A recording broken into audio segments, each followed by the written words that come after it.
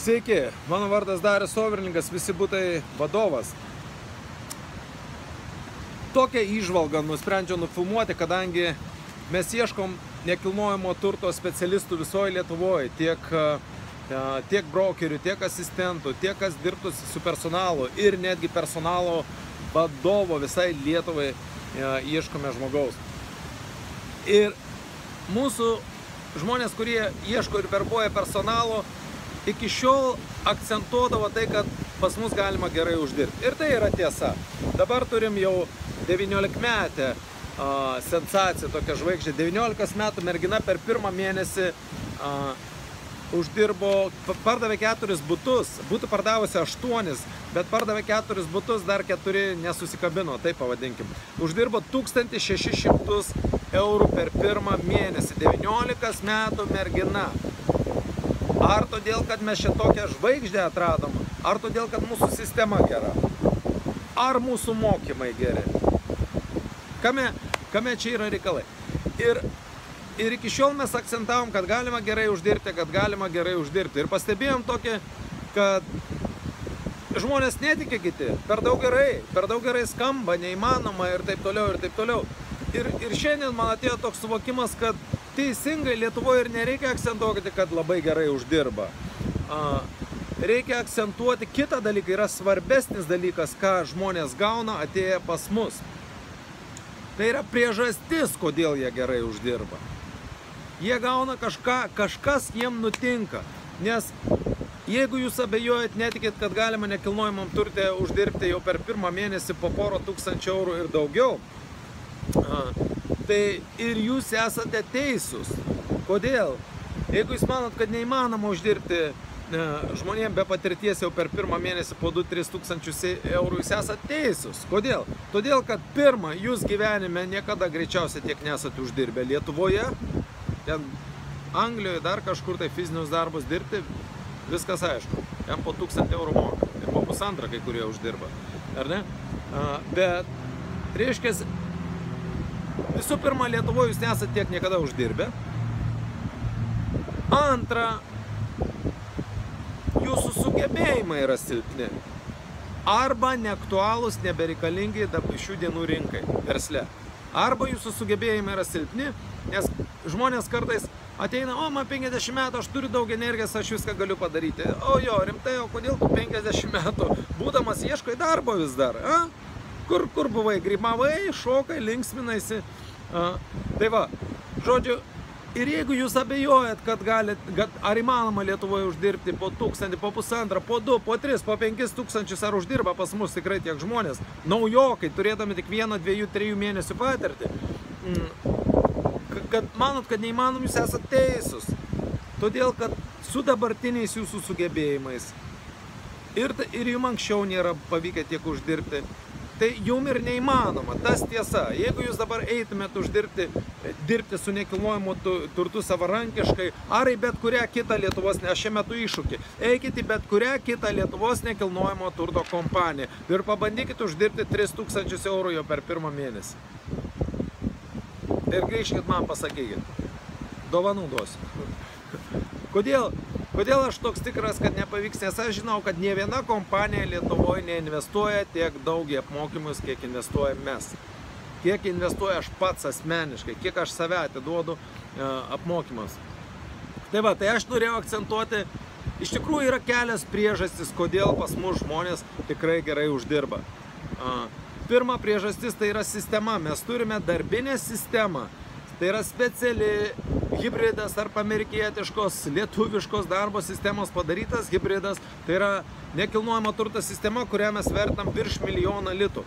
Sistema, mūsų biuras, virtualus ofisas, jisai vertas daugiau negu 1 milijoną, atsiprašau, litų sakiau, eurų.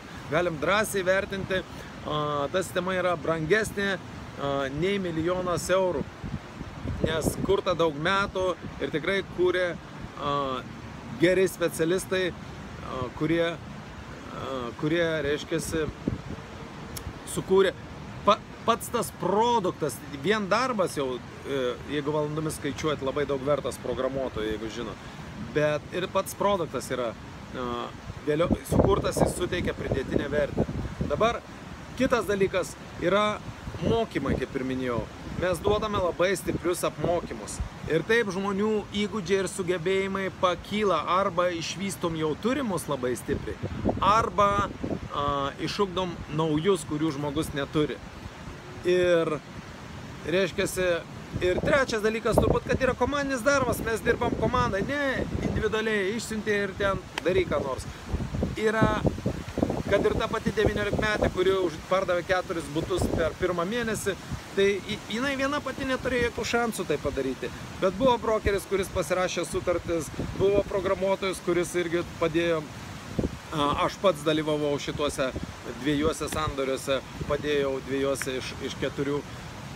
Reiškia, komandoj ir gaunamas yra tas rezultatas. Tai va, bet dabar aš norėčiau labiau užsiplėsti apie būtent apmokymus, būtent kokius, kaip mums pavyksta tą žmonių tuos sugebėjimus taip staigiai pakelti. Visų pirma, turit suprasti keletą tokių faktų. Pirmas faktas, nesvarbu dabar, kas čia klauso, nesvarbu, man siunčia vadovas, aš čia vadovas, kur tu vadovas? Alytui, Ukmergėje vadovas, nu gerai, kad tu vadovas, kokių padėvėtų rūbų vadovas, parduotuvės, butelių, koks tu, gal prezidentas, netgi tą titulą galima prezidentas, galite ant vizitinės pasirašyti, padėvėtų rūbų, reiškia, rūšiavimo prezidentas, nu ir kas iš to? Tai nesvarbu, kokie dabar yra jūsų sugebėjimų, gal jūs čia didelis bosas, vadovas esate ir taip toliau, turite suprasti, kad jūs turite gerų sugebėjimų pagal Lietuvos standartus, ne pagal pasaulinius standartus, ne pagal tai, kaip dirba Amerikoje, aš Amerikoje gyvenu jau 15 metų, ne taip, kaip dirba geriausia Amerikoje, ne pagal tuos standartus, jūs turite tuos sugebėjimus pagal lietuviškus kaimuko standartukus. Ir jau jaučiatės dideli bosai, kaip sakant, pats didžiausias tarp katinų. Arba yra toks pasakymas, aklųjų šalyje vienaakis karalius. Jeigu tu esi aklų šalyje ir turi vieną akį, tu jau esi geriausias, ar ne? Tuo tarpu, toj šalyje, ir žiūrėkit, čia nereikia mano žodžių tik tai tikėti, ar mano nuomonė. Pažiūrėkim patys, kas vyksta Lietuvoje su mūsų specialistais, profesionalais ir taip toliau. Žmonės eina, mokosi universitetuose po kelis metus, ar ne, po 4, po 6 metus, kiti nusprendžia magistrus baigti, nes pamato, kad nestipriai paprotingėjo po 4 metų mokslų, dar 2 metus nusprendžia mokytis. Nu ir kas iš to, ir ką tie žmonės baigę šitos magistrus daro? Spėkit iš vieno karto. Į užsienį važiuoja, fizinius darbus dirbti dauguma iš jų. Ir tada aš užduodu tokį klausimą loginį studentui, tai o kodėl tu ėjai į tą universitetą? Ir atsakymas būna, mama liepė, tėtis liepė, nu kur tu be diplomo dingsi vaikelį? Nu taip, teisingai, reikia mamos klausyti, bet dabar, kas liečia išsilavinimą, turbūt mamos jau nereikėtų klausyti, nes mama, kai baigė universitetą prieš 30 metų, ar prieš kiek, ar prieš 50, tai tada jai butą duodavo tarybiniais laikais, dar kažką duodavo, ryten duodavo, žodžiu, vieni kitiem dalindavo. Dabar nieks nieko nebeduodavo, baigėt universitetą, ar davė jums kas nors butą, ar ne? Priešingai tam universitetą dar iš jūsų pinigų iščiulpė, ar ne? Ir jums net, kas svarbiausia, net nereikėjo eiti vieną kartą tik per savaitę į universitetą, svarbu, kad pinigus sumokėtumėt, ar ne? Nu tai yra naglas melas, nagla apgaulė, ir jūs einate, ir jūs gaunate tą diplomą ir sakot, baigiau aukštąjį. Nu kur jūs tą aukštąjį, kur jūs dėsit? Atsivešit čia į Ameriką ir seneliam užpakalį valysit. Per kietas popierius yra diplomo. Jeigu minkštą padarytų, tą dar tiktų. Bet iš esmės tai tas jūsų diplomas. Bet davai kalbėkim teisybę. Visų pirma, jūs puikiai žinojot, kad universitetus baigę žmonės nieko ten jau labai nepaprotingėja Lietuvoje. Jūs tą puikiai žinojot, kad ne taip dabar yra įgyjimas žinios. Bet jūs vis tiek ėjot, nes tėveliai jums davė pinigų, nes tėveliai jums davė sūrio, kumpio, vežtis į kitą miestą ir taip toliau. Ir jūs norėjot pasilinksminti naktiniuose klubuose. Kitaip tariant, jūs buvote vartotojai. Jūs norėjote vartoti, valgyti tėvų sąskaitą ir taip toliau ir gavote diplomą, kad baigėte aukštąjį. Štai yra teisybė.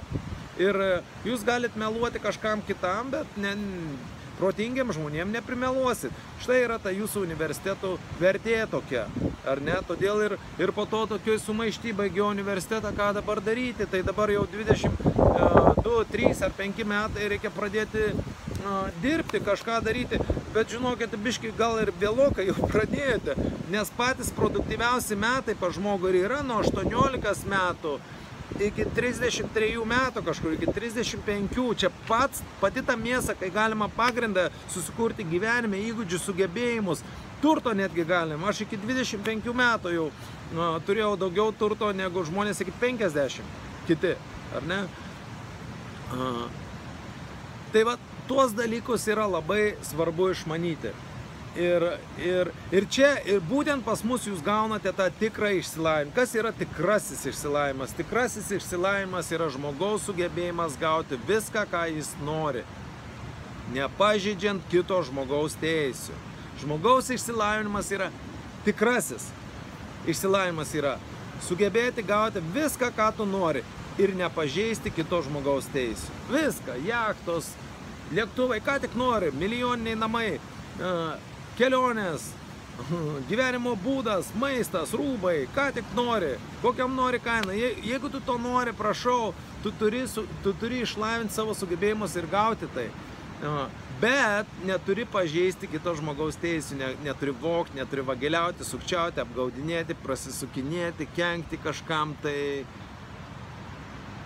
tokių dalykų yra negerai.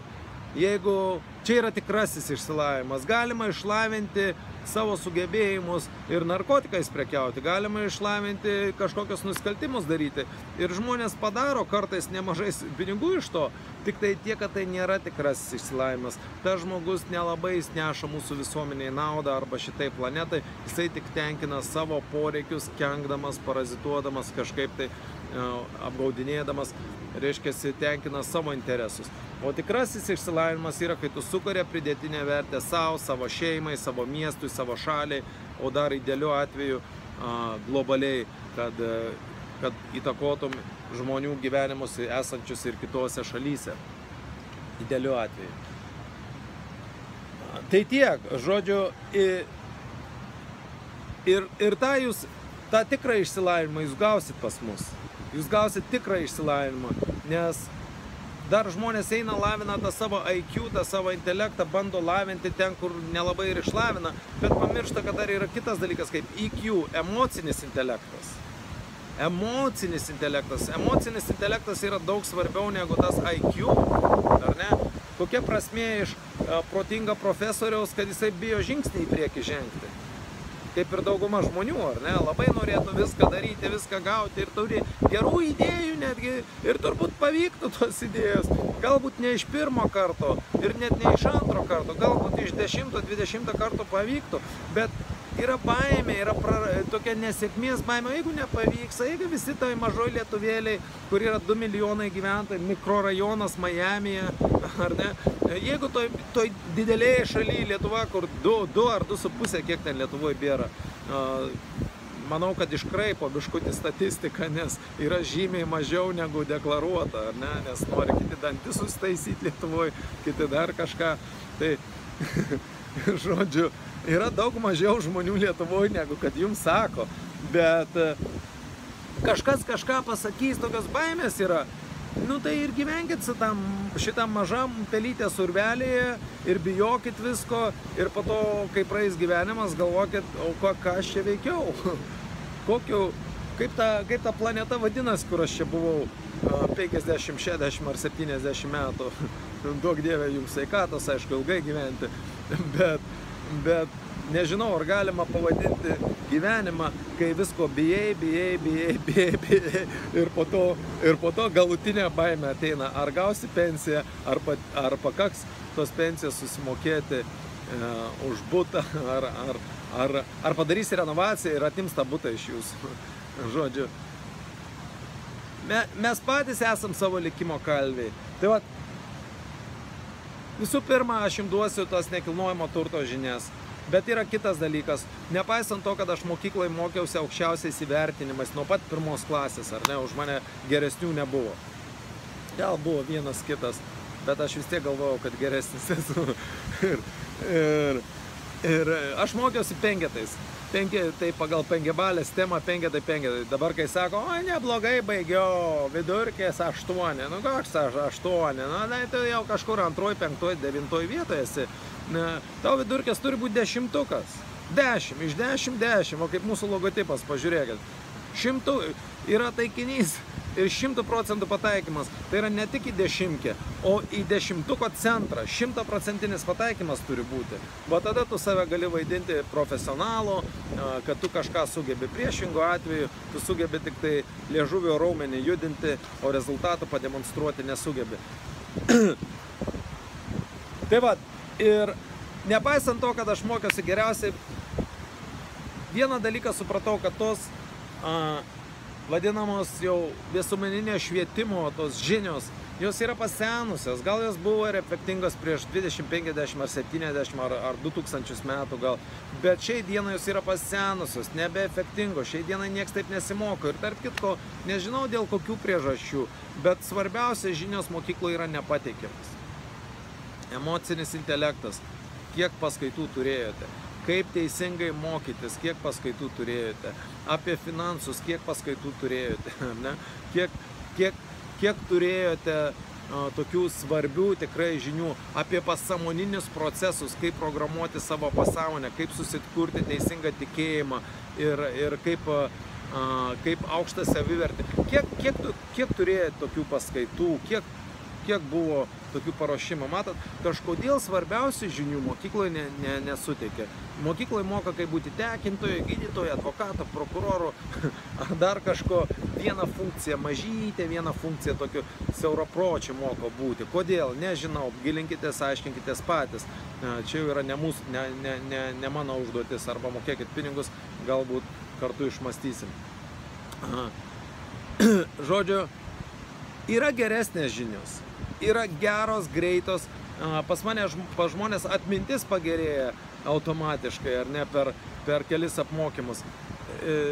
Kompiuteriai žmonės išmoka geriau dirbti per trumpą laiko tarpą. Nereikia mokytis 4 metus. Ateikit čia 3 mėnesiai, aš padarysiu iš jūsų profesionalus, kad jūs gautumėt gyvenime tai, ką jūs norit ir nepažeidinėtumėt kitų žmonių teisių, kitų žmonių interesų, kad nepažeistumėt. Priešingai, kad suteiktumėt pridėtinę vertę ir uždirbtumėt pinigus nekilnojamam turte. Tai va tiek jums tokia žinutė, ne tik tai, kad galima pas mus uždirbti pinigų, pas mus pakils jūsų profesiniai sugebėjimai, kurie, būkim sąžiningi, Lietuvoje yra labai žemo lygio, ar ne, lyginant globaliu mastu. Šiai dienai aš mokosi pas pačius geriausius pasaulyje ir man kainuoja tai po 5, po 10 tūkstančių už vieną seminarą. Jeigu jūs tiek negalit sau leisti, ateikit čia, aš pamokysiu jūs. Mūsų mokymai irgi kainuoja 15 000 eurų, bet mūsų įmonė kompensuoja ir jums mokėti nereikės, jums reikės tik tai tas žinias pritaikyti, teikti paslaugą žmonėms, augti, mokytis, progresuoti ir gauti tai, ką norite iš gyvenimo. Tai tokia žinutė šiandien, iki malonaus.